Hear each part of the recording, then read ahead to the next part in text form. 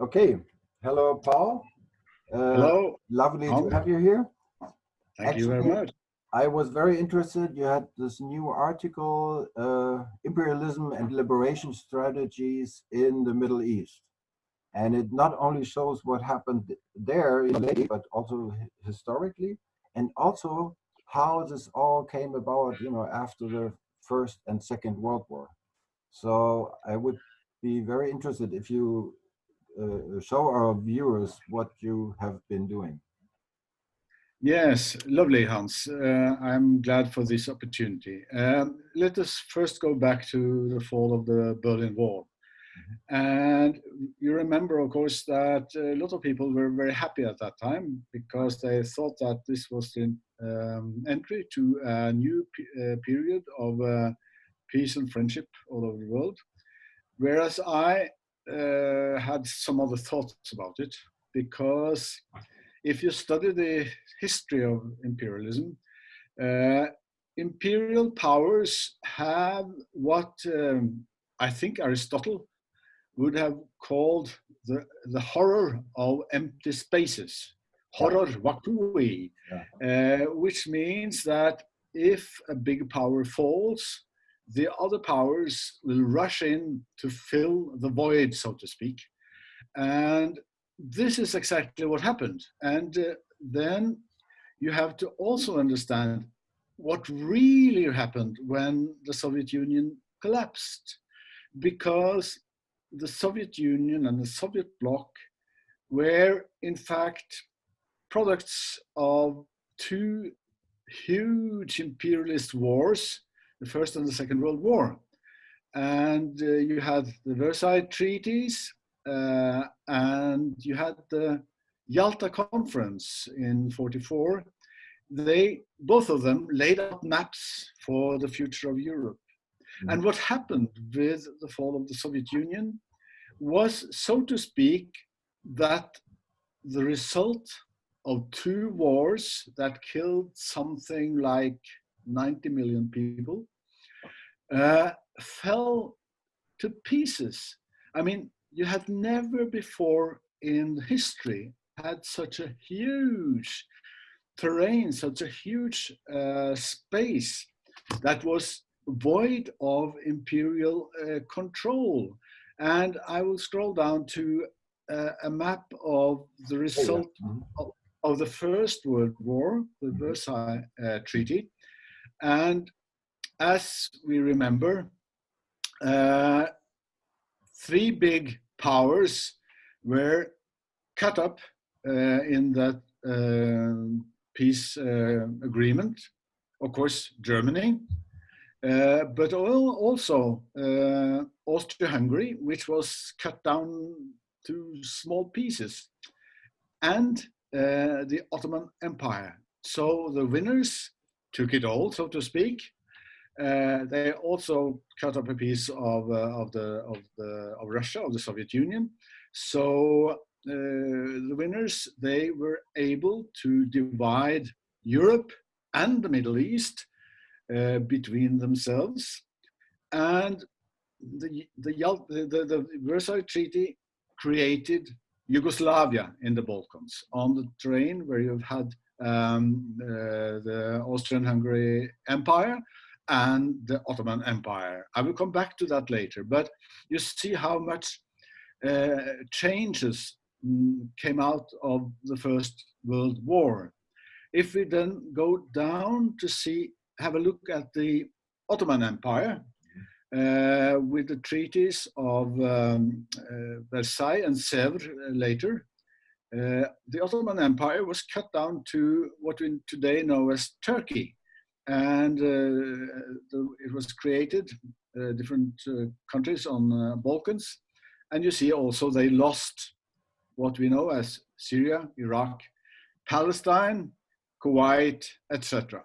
So that was the result of the First World War. And strangely enough, when the Soviet Union collapsed, even that treaty was brought to play, so to speak. What was brought into the playing table again. Why? Because the Soviet Union had been a guarantor of the existence of Yugoslavia. But when the Soviet Union wasn't there any longer to guarantee the neutrality of Yugoslavia, different imperial powers flocked in to divide Yugoslavia again. And your lovely country, Germany, were among the first. In fact, they were before the Americans, and they did something very, very dangerous, because they, without speaking to anybody else, they gave, so to speak, as a gift, independence to Croatia. And then, in a way, bringing back the lines from the epoch of Hitler, where he colluded with the Ustasha gangsters, Nazis in Croatia. They brought this specter back to the Balkans, and that was very dangerous, because Yugoslavia wasn't so clear cut, so to speak.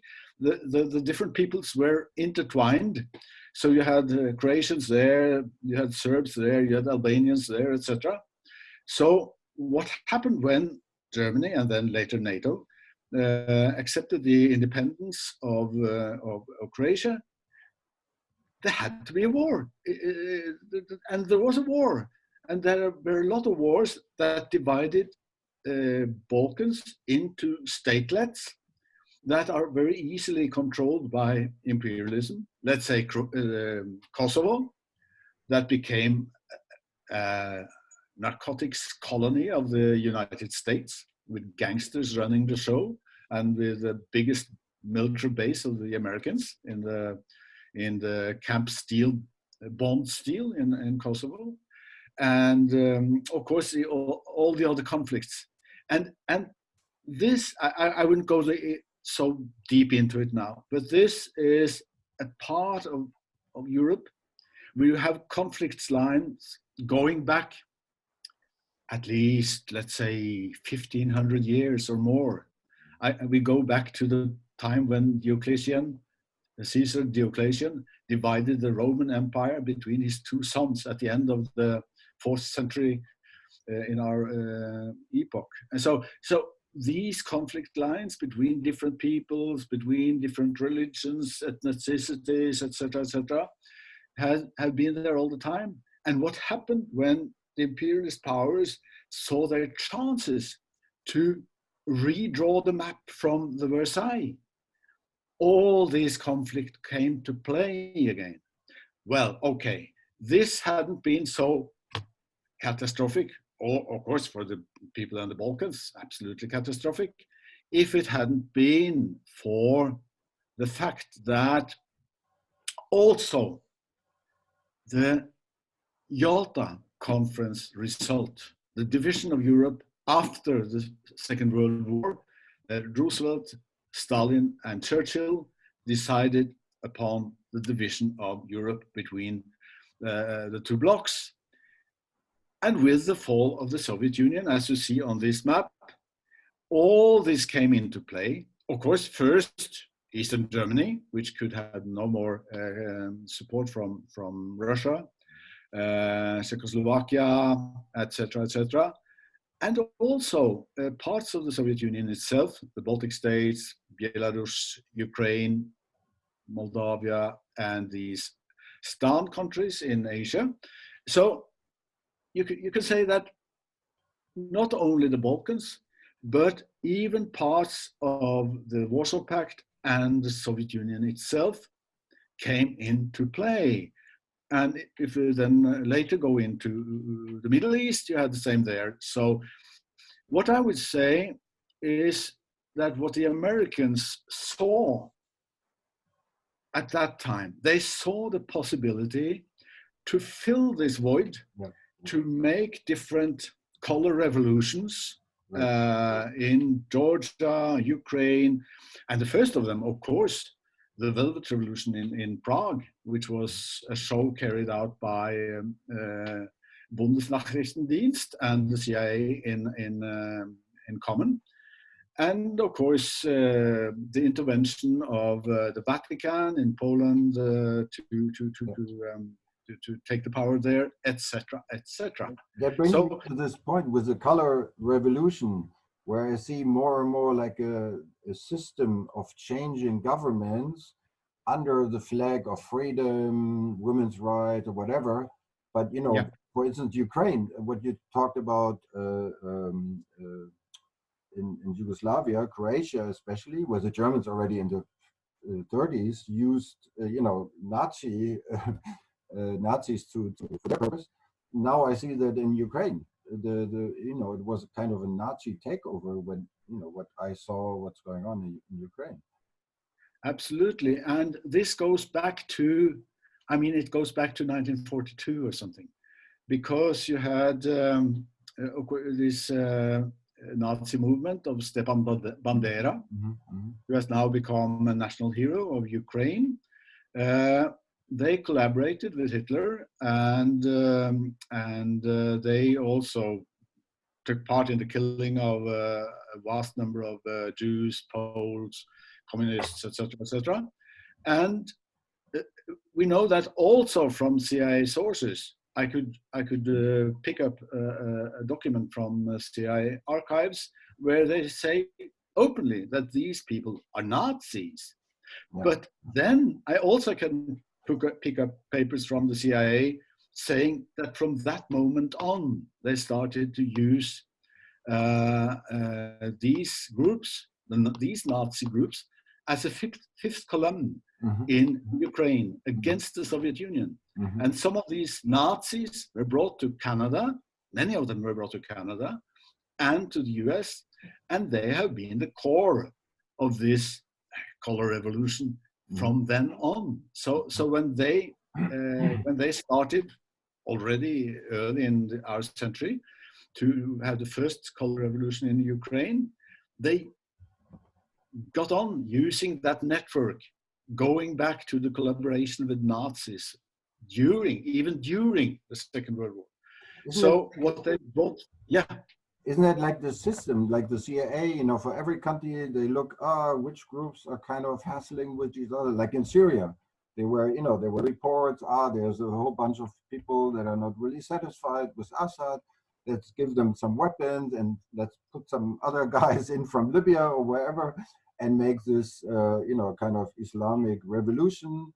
But they, before they know exactly what they're doing, and then they just put in a little bit, a little bit fire into the place, and then it explodes. That's what I see. This, fortunately, they have made textbooks about this, so you can read these textbooks, how they do it today. But I would say, just not to leave the British out of the play, it was the British who were the real masters in this art. It was 250 years ago or something, right? The British Empire. The British Empire ruled India and what we call Pakistan with 8,000 soldiers or something. They were really masters in divide and rule. I think it was 50,000. I heard once there was Hitler complaining, like, how can the English with 50,000 people control 500 million? He was kind of jealous. Obviously. So they were, and so the Americans have learned from the Secret Service and from the British, and they have taken it further because the Americans have this Hollywood culture that functions very well. And the CIA and the Pentagon have been financing Hollywood for a long, long time. And so they introduce the Hollywood method of storytelling into these narratives of the color revolutions. You have the black guy, you have the evil king, you have the nice people, you have all of these kind of things that they used. It's very simplistic. It's very easy to. Good example in Syria is the white helmets, right? The kind of the white angels. Yeah, you have the white helmets. Right? Lovely, and that was a creation of the Secret Service, of course. Yeah, and they're used for these fake attacks. What we see now, that obviously most of these attacks are fakes, The whole Yeah. white helmet thing is basically a propaganda front. Yeah. So what I thought it was really nice in your article is you warn the left to be used in the name of freedom and democracy and whatever for imperialistic purposes. I think that was very, very important that the left watches out, that then, you know, they show say, yeah, women's right. I mean, how much have the women's right changed in Afghanistan or Libya? I agree with it. This is a very important point. And I really, if I were able to cry, I would have cried a river over this because I'm on the left myself. But I see my comrades, they fall for these easy tricks of the imperialists that are really should be child's play to see through them. But they do it with the same methods all over again, like the Maidan with the Nazis, and then you started Syria, you did that in Libya. And as a Norwegian, I have a special responsibility to criticize what was being done in Libya because it was my country. The country that distributes the Nobel Peace Prize every year, that were in front of the bombing and destruction of Libya, the most well-functioning country in Africa. So, and they do this with these narratives and with peace and with women's rights and all of this, and it's all bogus. It's a lie. It's just. Frank Zappa said once, it's carefully designed to suck the 12-year-old listeners into our camp. Mm-hmm. And it really is. It's mm-hmm. so easy. And I mean, grown-up people should see that at once. But they have been taken aback by these storytellers of the CIA.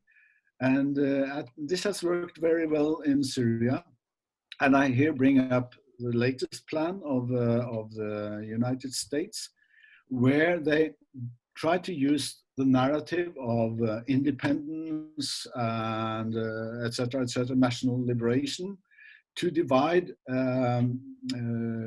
Iraq along ethnic religious lines, just like the plan that was laid out in the 80s by the extreme Zionists in Israel. And here, if you compare this with the maps from after the First World War, you will see that it turns back. You will see that they, like the French and the British did then, they still use these narratives, and they divide people, and they divide and conquer. So, I mean, remember there's this one story I never forget in Iraq.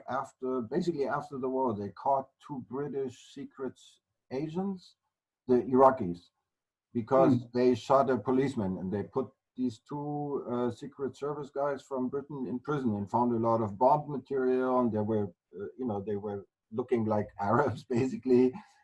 And they were putting bombs in Shiite mosques and Sunni mosques, something like that. Yeah. Because when the Iraqis said like, hey, no, we can't give them back to you, the British came, said like, hey, this is our guys, give it back to us. Next day they came with 6 tanks, tore the whole prison down, took these guys away. 500 other prisoners were gone. Do you remember? This kind of opened my eye when I saw like, oh, are the British still doing the same thing they did like 200 years ago? Just, a little bit modern, but the same stuff. The same story. And and then, they don't even care if they support contending or warring parties. For instance, during the Iran-Iraq war, Western weapons industry sold weapons to both parties to have the show going on. I mean, they killed 1 million people or something like that, but the war machine made a huge profit. So they do this all the time, and of course they have been playing. Oh, sorry. So in the end, we can be happy here in Europe that we have like 100, no, not even 75 years of a little bit like peace here. Is it because we don't fall for this anymore, or what? if we go back to Europe, the problem is that now NATO has expanded up to, can you say, the suburbs of Moscow and Petersburg. Yeah. So there is a militarization of the neighborhood of Russia that is very, very dangerous. And my country is taking part of this. In Norway, we have now at least 4 US bases. That didn't even happen during the Cold War. Now we have 4 American bases, and I think we will have more. And that is next to the Russia, that is next to Murmansk.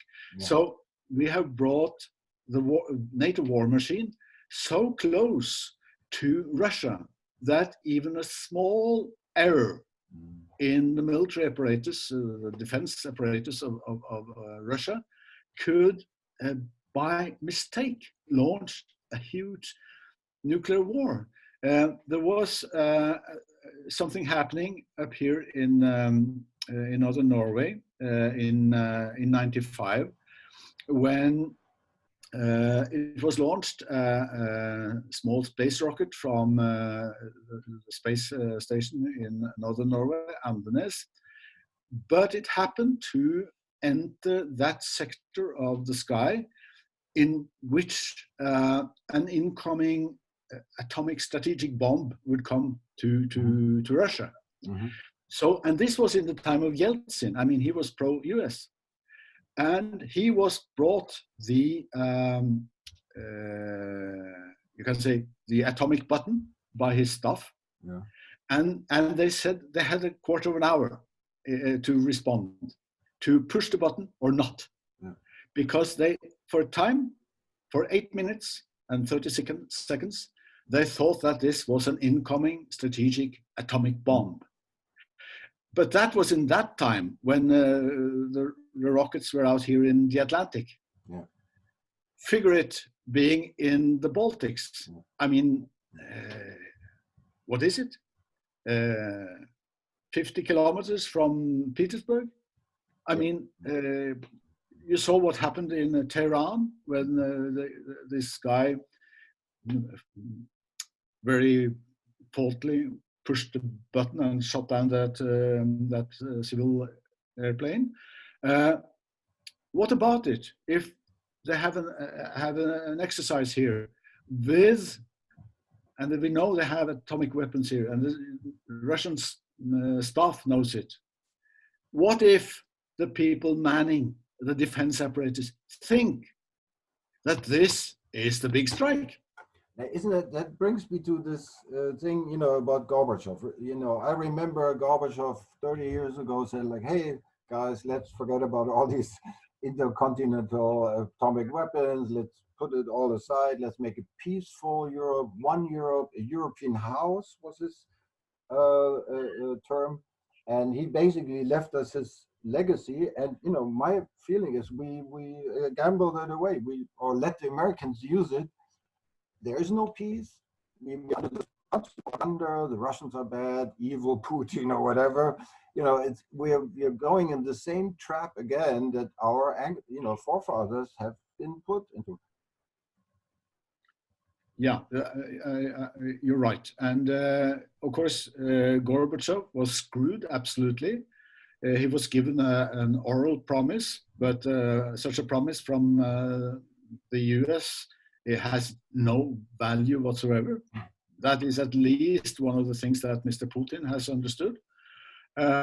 And you see what they did? They militarized the whole zone between Berlin and almost up to St. Petersburg and Moscow. So this is very dangerous.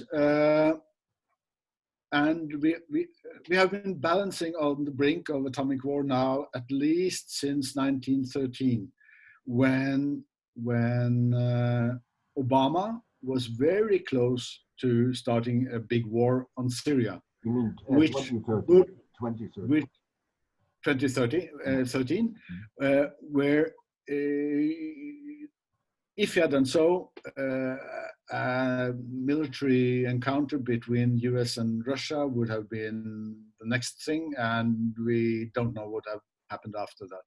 Mm-hmm. And then, of course, you had the Maidan and the Crimea crisis, etc. And obviously, if they had tried to take Crimea from Russia after the election there, Yeah. Russia would have answered military. Yeah. Because anyone who knows the history of Crimea and the significance for Russia understand immediately that they could never accept this. Mm-hmm.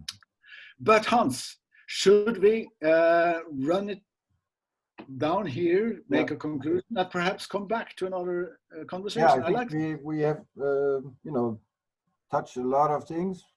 For me, the most important thing is that we as Europeans understand that we're in the same propaganda machine again. The Russians are the enemy. Why? What bullshit is this? This is so crazy. And we have not learned anything. What did we learn from first and second? The Russians are the enemies. Are we this stupid? Is this really true? Have we learned? And they are rewriting history. I mean, even the US embassy in Copenhagen, they sent out a Twitter message saying that it was the US forces that liberated Auschwitz. I mean, how stupid is it possible? The Spiegel printed it. I mean, come on. But, next time we talk about the media. What is the role of the media in all of this? Yeah. Because what I learned now is that without the media lying constantly about all this, we would never be in any war. People don't want war. It's very easy. No, sure. Always lied into wars, right? Thank you, Hans. Okay. Next time. Yes. Thank you. Thank you. Bye. Bye. Bye-bye.